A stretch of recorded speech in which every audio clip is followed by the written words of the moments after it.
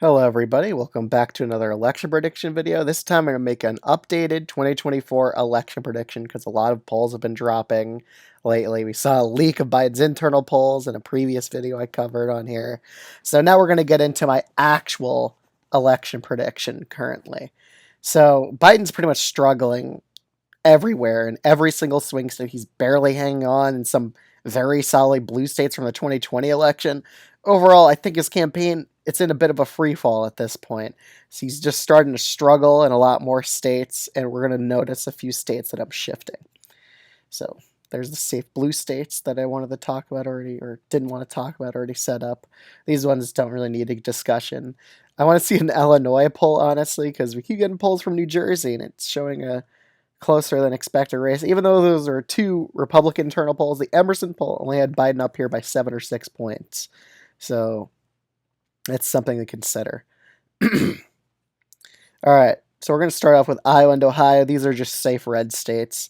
Biden's not even polling these states because he knows he's going to lose these by over double digits. He knows it's just completely out of reach for him. Alaska as well is out of reach. Florida even wasn't polled. Neither was Texas. But I think Texas will still remain under 10 percentage points. I don't think it's just safe just yet. I just think it'll be kind of hard to believe to see a Democrat lose in Texas by over 10 at this stage, considering how much Texas has been trending left through the years. It'll be surprising to see it bounce back, but, states can boomerang back to either party at any point, like we're seeing with Virginia right now. After it's been trending blue for so long, it's somewhat boomerang back to a swing state, so maybe Texas could go back to a more likelier red state or even safe red state potentially. But Florida, this is just long gone for Democrats. The party registration numbers get worse here every month. And yeah, I just think we're going to see Trump up here by 10 percentage points most of the time in Florida at this point. So it's pretty much off the board for the Democrats. Texas is also pretty much off the board, but I'm being cautious and keeping it as a likely red state. It could go safe red, but I think it'll probably stay likely red. I don't think Trump will take it away over 10. Right now, I think he wins it by about 8%, maybe even 9, honestly. But I would put it at about an 8% win. New York, it's a safe blue state, but I think Biden's margin here is only going to be about 13 percentage points of a victory. So in some rankings, that could go to likely if you have it as under 15 in your rankings. But my rankings work is it under 10? Then it's likely. If it's over 10, it's safe because I just kind of like that simplified rating system a lot more. Just goes 1, 5, and 10. For New Jersey, I think it's a likely blue state at this point. Biden is just struggling here. The average of the polls here only have Biden up by 8 percentage points, and that's even not even factoring in the two Republican internals that have Trump up here. So you could even make the argument that New Jersey's only lean D according to the polling average, but that depends if you exclude those internal polls. Again, Coefficient is one of those pollsters, and they were terrible in 2022, so I could see why people exclude them. But that other internal pollster, haven't heard of them before either. But out of an abundance of caution, I am putting this as a likely blue state. So Biden's only winning this by under 10 points, and I think that this shows how much he's struggling. Even in the safer blue states, like New Jersey. Even in Colorado, his own internal polls only have him winning by a lean blue margin. I think he'll carry it by a likely blue margin still. But that just highlights how much he's struggling. Moving on to the state of New Mexico, I still think Biden carries this state, even though his internal polls have him neck and neck here. I still think these undecideds would come out for Biden in the state of New Mexico, and other polls have shown Biden up here. So I still think he carries this state. I don't think it'll flip red as of right now, unless Biden's campaign completely collapses, like the funding dries up, Trump outspends him 2-1. Then we could start talking about New Mexico actually going red if that happens. The state of North Carolina. Now, previously, I did have North Carolina. Let me just go to the polls here just to illustrate my point. I previously had North Carolina as a lean red state, but based on how the debate went for Biden and how previous polls had Trump at about 4 or 5 points, I think that'll give a boost to Trump by about 2% here in the state of North Carolina. So I'm putting this as a likely red state as of right now. So it's just out of the lean red category. Could go back to that category, but for now, It's looking like Trump's probably going to carry it by about 5 percentage points as of right now. The state of Georgia previously had Trump on average up here by about 3 points or so, 4 points or so. I still think it stays in the lean red column. I have Trump winning here by about 4 percentage points as of right now.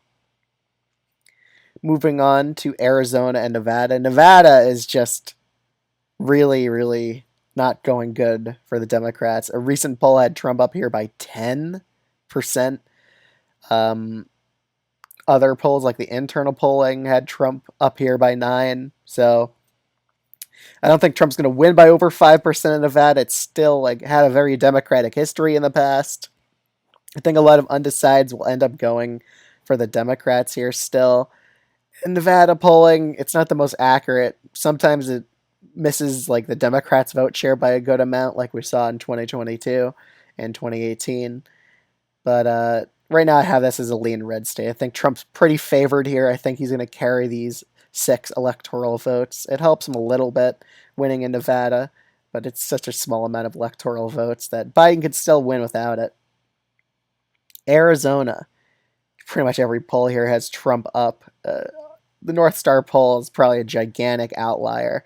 I don't think Trump's going to win this state by a likely Republican margin, but I think Trump's going to get a decent sized 2% victory in the state of Arizona as of right now. I'm expecting a lot of undecideds to go to Biden in this state, mainly because there's a lot of moderate Republicans or center right voters who dislike Trump heavily here that voted for Biden in 2020. I think they'll probably end up going back to Biden. Again, Arizona is more of an establishment state, too, so we have to take that into account.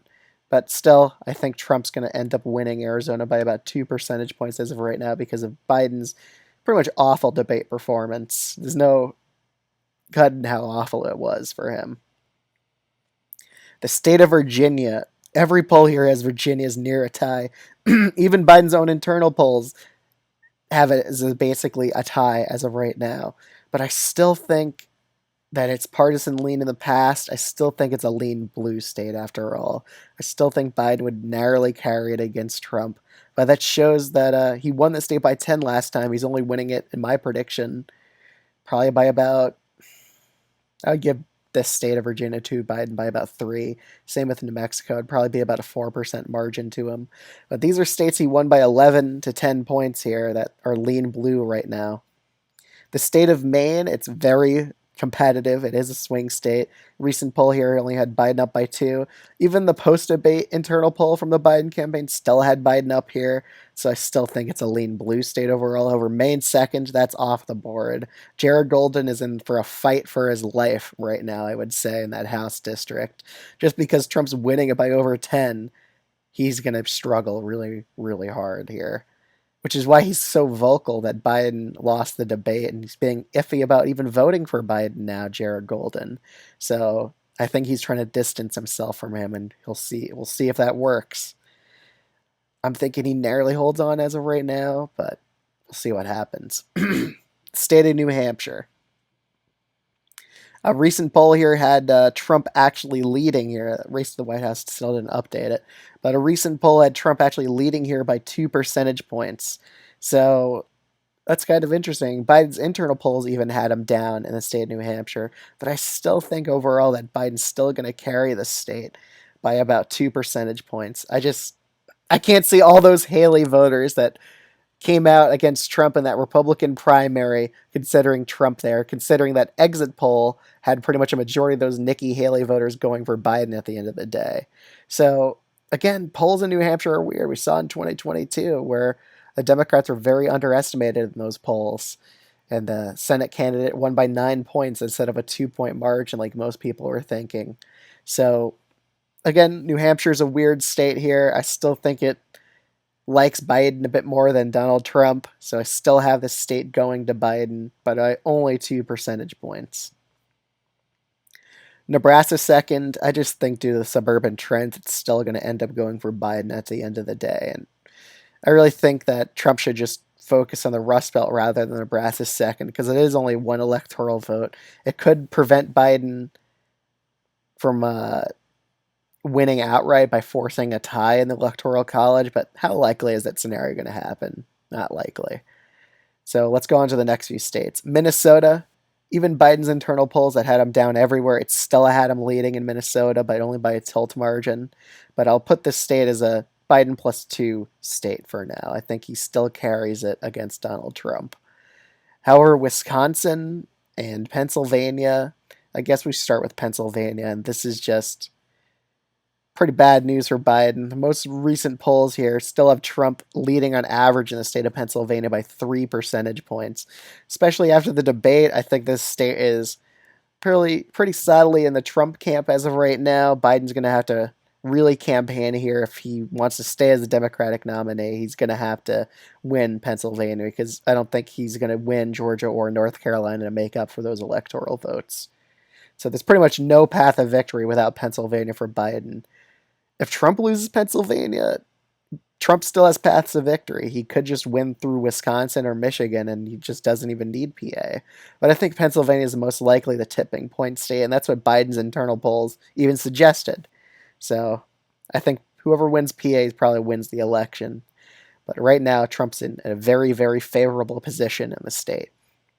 Moving on to Wisconsin, I just think based on the polls showing Trump on average leading the popular vote by 3 percentage points, that's going to push Trump to an over a 1.5% victory in the state of Wisconsin, while Trump wins Pennsylvania by about 2 percentage points. Michigan, I think this is one of the more friendlier Rust Belt states to Biden out of the trio, Wisconsin and Pennsylvania, which is why I only have Trump winning here by a tilt margin. I think it'll be a more of a closer state. And the demographics kind of favor Biden a bit more. There's a lot more black voters here than there is in Wisconsin. So I think this will be a bit more of a more Democratic leaning state than Wisconsin would be. And even Pennsylvania. Again, Biden won Michigan by 3 points back in 2020. It was the most Democratic of that trio. So the map is basically a 312 electoral vote beatdown of Joe Biden here. And there's not a lot of tilt states on this board as there was last time, where there's no tilt RPA or Wisconsin, which Biden desperately needs because he could hope for a polling error there that maybe favor him, but or maybe incumbency advantages help him out. But honestly, I don't think incumbency advantage. I think his is going to be one of the weaker ones. I've seen people in the comments bring up this theory that, well, since Trump was a president beforehand and Biden's a current president, that incumbency advantage cancels out because they're going to compare each of their records. So I think that's an interesting theory here. I still think there'd be a little bit of an incumbency advantage, like boost for Biden. Maybe it won't be as like a 2% or a 3% boost. It'll probably more likely be like a 1 to 1.5% boost. And we could even see, let's just take a look. On Race to the White House, they have this nice feature here where's that boost thing? I totally thought they had that. Shift the polling map. There it is. So let's see. This is a fun little feature I just wanted to show you guys. So let's say that it's a 1% boost for Biden, which it's probably going to be something like that for Joe Biden going here. If he gets a 1.5% boost, he wins, but that's based on Race to the White House doesn't always update as quick as the other places, so I think this would still result in Biden losing. But the map would look like something like this if Biden got an incumbency advantage boost. And Wisconsin, I think we could kind of say that Wisconsin previously underestimated Republicans before, especially in 2020, and just the national poll results say something completely different than what's going on in Wisconsin. So I'm keeping that as a lean red state for now. Because like national polls, CNN, New York Times, good pollsters have Trump up in the popular vote by 6. So back to this electoral map. I think Trump ends up winning the popular vote by 2 percentage points against Joe Biden as of right now. So yeah, Biden's in a pretty tough spot. I think Biden needs to win the popular vote by 2 to have a real chance at the Electoral College, or at least be the favorite in it. But that's my current prediction for the election in July if Biden remains as the Democratic candidate. Other than that, if you're new to this channel, I'd highly recommend subscribing. I'd greatly appreciate it. And let me know in the comments down below what's your electoral map prediction. What's the total electoral votes of each candidate? But Other than that, thanks so much for watching. I'll see y'all in the next one.